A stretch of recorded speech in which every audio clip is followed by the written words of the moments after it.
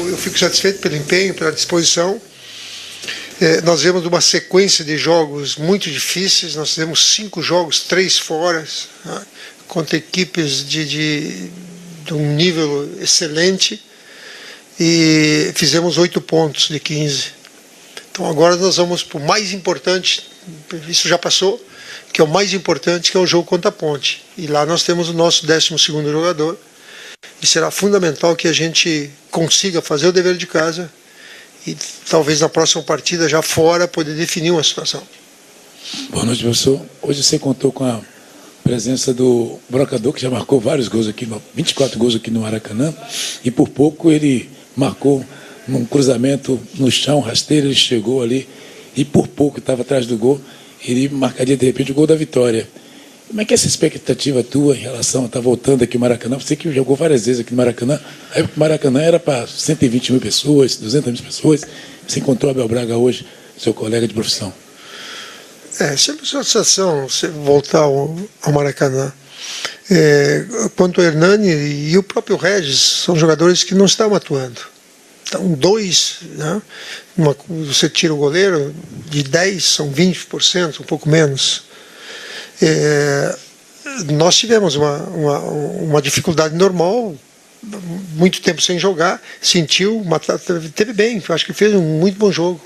Teve um lance muito duvidoso na entrada da área, dentro da área, né, da pequena área, teve um empurrão, um puxão, e isso ficou bem claro.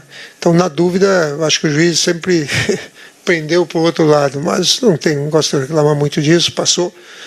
E foi um jogo de escassas oportunidades, principalmente no segundo tempo. No primeiro tempo nós tivemos como eu disse anteriormente, nós tivemos a pontada final, o passe final, nós não tivemos aquele passe certeiro. Então hoje, devido às dificuldades, nós perdemos aquela referência que era a velocidade, e que está voltando no próximo jogo. Então vamos escalar, vamos trabalhar durante a semana para fazer o jogo decisivo de 6 pontos contra a Ponte.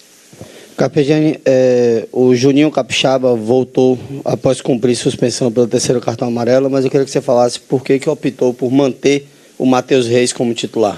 São 2 jogadores com uma característica um pouco distinta, né? O Matheus, ele marca mais, posiciona melhor, é um jogador com uma certa altura. Então, esse jogo era necessário você ter isso. Conversei com o Juninho deve voltar ao natural no próximo final de semana. Eu tenho jogadores e vamos usar da melhor maneira aquilo que eu achar conveniente para o jogo. A torcida fica tranquila que o Juninho é muito titular da equipe, com todos os outros, e é um jogador que vai atuar no próximo domingo, porque nós citamos de tomar a iniciativa, e então um retorno natural. Tá aí o Carpegiani falando sobre o Juninho, falando sobre o resultado e a volta dele ao Maracanã. Carpegiani, que é campeão da Libertadores do mundo, né? Como técnico do Flamengo. Faz tempo. E jogava muita bola o Carpegiani, um dos principais nomes daquele Inter dos anos 70. Mas falando sobre a atualidade, esse Bahia do Carpegiani, é um jogo que ele já está projetando. Quem é que chega mais embalado, hein? Bahia ou Ponte Preta? Bahia. Em casa, em Salvador. Bahia. Em Salvador, né? Bahia por uma questão muito simples. O Bahia está jogando mais do que a Ponte Preta. Muito mais. É um time que tem começo e meio fim na jogada, é um time que sabe, tem uma cara com o Carpegiani. Claro que é um time que tem suas limitações, mas tem o Zé Rafael, que é um jogador que pode desequilibrar. Tem o Mendonça, que é um jogador de velocidade, que não jogava nada no Corinthians e tem feito boas apresentações. Olha, no segundo turno cresceu muito o Mendonça. Demais. O Carpegiani, ele é um muito bom treinador. O problema do Carpegiani é aquilo que eu já expliquei várias vezes. Ele tem a cabeça como se fosse um técnico da Europa. Ele monta seu time e escala o time de acordo com os adversários. E às vezes modifica uma peça aqui, uma peça lá. E por muito tempo foi assim. Não sei se ainda ele continua sendo com o mesmo rigor. E às vezes o jogador não aceita. Tanto é que os começos de trabalho do Carpegiani são sempre muito bons. E depois se perde por causa disso. Mas que ele já deve ter dado uma readaptada, entendeu? Não mudou o estilo de trabalho, mas vai aprendendo também como lidar com o jogador, como é que explica para o jogador que é importante, às vezes, você fazer uma modificação tática. não é nem técnica, né? O jogador brasileiro não gosta de sair do time, né? Sim. Então você acha que ele tem lembra do Tite no Mundial contra o Chelsea? Ele mudou o lado direito do Corinthians, porque o lado esquerdo do Chelsea era o mais forte, ele teve que modificar lá, meteu lá o Jorge Henrique, que foi campeão mundial. Às vezes é necessário fazer uma modificação e nem sempre o jogador aceita. Quando isso é um cotidiano, né, no dia a dia. O Juninho, o Carpegiani deixou claro ali, né? O Juninho volta ao time na próxima rodada contra a Ponte Preta. Vamos lá para o Maracanã, vamos fazer contato aqui com o Ricardo Lai e saber outras informações desse empate aí, Fluminense e Bahia. Ricardo Lai, seja bem-vindo. Agora estou te vendo aqui, dividindo a tela comigo. Seja bem-vindo à rodada Fox, Lai. Um abraço para você, Calheiros, Quesada, Savoia. Público de 12 mil, total foi 12.841. Público pagante de 10.894, uma renda aí de pouco mais de R$200 mil. E claro, teve essa desavença aí de alguns torcedores com o Gustavo Scarpa, né, que acabou fazendo gol. E aqui na zona mista, poucos jogadores passaram, viu, Calheiros? Pelo menos pararam para falar com a imprensa. Um deles foi o Douglas, durante a entrevista coletiva do Abel Braga, e o outro jogador, o Marlon.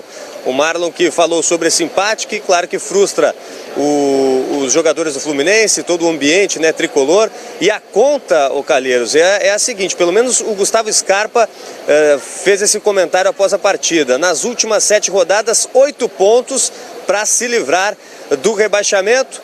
E depois desse empate, o Fluminense tem o jogo contra o Flamengo na Conmebol Sul-Americana. Mas ainda sobre a partida de hoje, a gente vai agora escutar aí, ouvir e conferir o trecho dessa entrevista do Marlon aqui na zona mista do Maracanã, depois do empate contra o Bahia por 1-1.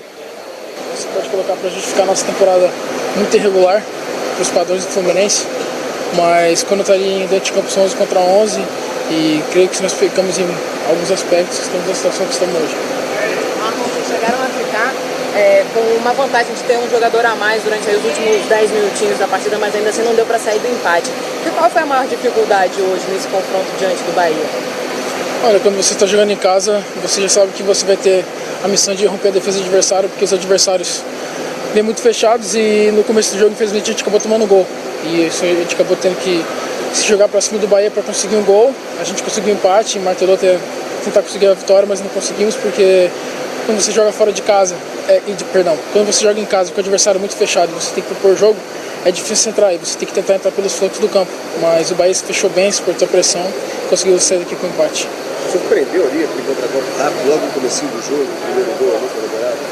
Surpreende porque você espera o adversário esperando, mas foi um erro nosso. Perdemos a segunda bola, que o Abel cobrou bastante da gente. A gente perdeu a segunda bola num contra-ataque, a jogada que a gente sabe que o Bahia ia fazer muito. Acabaram fazendo gol e saíram na frente. E depois eles tiveram só a proposta de gastar o tempo, na minha opinião, e jogar no nosso erro. A gente foi pra cima, mas infelizmente não conseguiu secar a vitória. Mas vocês vieram de uma derrota para o Flamengo, agora o empate, 2 resultados que não agradaram tanto dentro de casa. Da onde buscar confiança para o jogo de quarta-feira? Olha, quarta-feira é outra competição, é uma situação muito diferente. Motivação do jogador tem que ter todo jogo, né? Porque no momento que você não tiver motivação para fazer o que você gosta, acho que é melhor procurar fazer outra coisa, mas a gente está focado, a gente está sempre com o ímpeto de trazer os resultados. A gente vai dar o nosso melhor na quarta-feira para conseguir a classificação. Muito incomoda.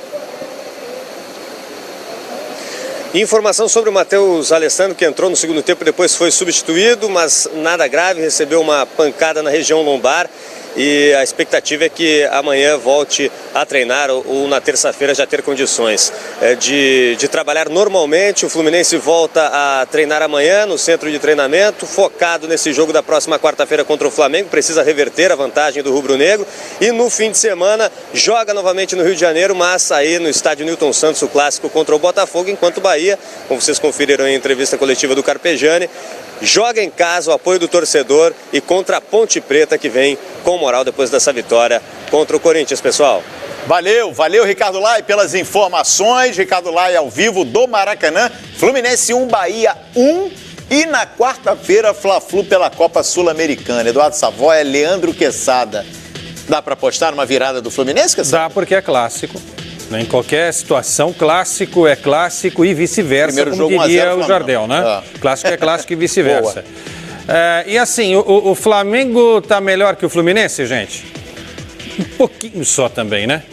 Não tá jogando aquele futebol pra gente dizer entra em campo como um grande favorito para conquistar o resultado. Sim. Se bem que o resultado que o Flamengo precisa é o empate para se classificar. Mas eu considero que ainda está aberta essa classificação. O Fluminense vai jogar contra o Flamengo, tem a chance aí de tentar buscar o resultado e ficar com a vaga. Vejo um duelo muito parecido, como foi no primeiro duelo, né? O primeiro duelo foi muito parecido. Teve um vencedor, ok, mas tá ali, tá pau a pau. Eu considero que o Fluminense tiver um pouco mais de inteligência, intensidade, tranquilidade, o jogador não ficar muito preocupado com o ambiente da torcida na arquibancada, o Fluminense pode tentar buscar esse resultado. Olha, esse campeonato brasileiro, principalmente, ele está mostrando que o time melhor no papel nem sempre é melhor na prática, né? Se você olhar o time do Palmeiras também, mas do Atlético Mineiro também e do Flamengo, que eram, na minha opinião, os 3 favoritos para ganhar o título no começo da temporada, o Flamengo é melhor do que o Fluminense. Se você olhar no papel, jogador por jogador, banco, todas as condições, você vai dizer que o Flamengo, já com a vantagem obtida no primeiro jogo, o Flamengo tem que terminar esse confronto, esse mata-mata na frente. Mas o futebol não é assim. E o brasileiro, o campeonato, está mostrando isso, que nem sempre o time melhor no papel está levando vantagem. Então eu acho sim que o Fluminense não pode jogar toalha, o torcedor tricolor tem que acreditar e tem que ajudar também. Porque se começar a pegar no pé do time, aí vai ser difícil. Então o Fluminense, o torcedor, também tem que ajudar e não atrapalhar, né? Mas eu acho que está aberto ainda sim. Olha aqui uma informação importante, a gente estava falando da Ponte Preta aqui, que venceu o Corinthians,